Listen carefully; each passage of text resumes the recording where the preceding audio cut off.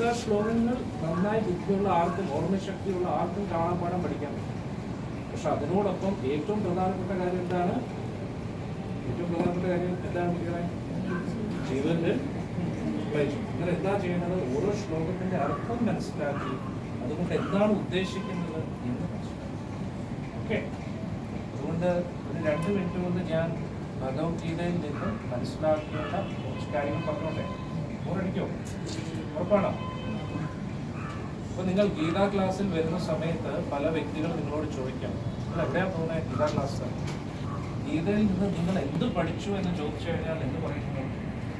കുറേ കാര്യങ്ങൾ പക്ഷെ അത് പറയാനെന്തെങ്കിലും പറ്റണ്ടേ? അതിനായിട്ട് ഞാനിപ്പോൾ കാര്യം പറഞ്ഞു. നിങ്ങൾ ഓർത്തിരിക്കേണ്ട കാര്യം പാർട്ട്.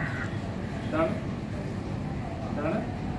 പാർട്ട് എന്ന വാക്കിന്റെ അർത്ഥം എന്താ?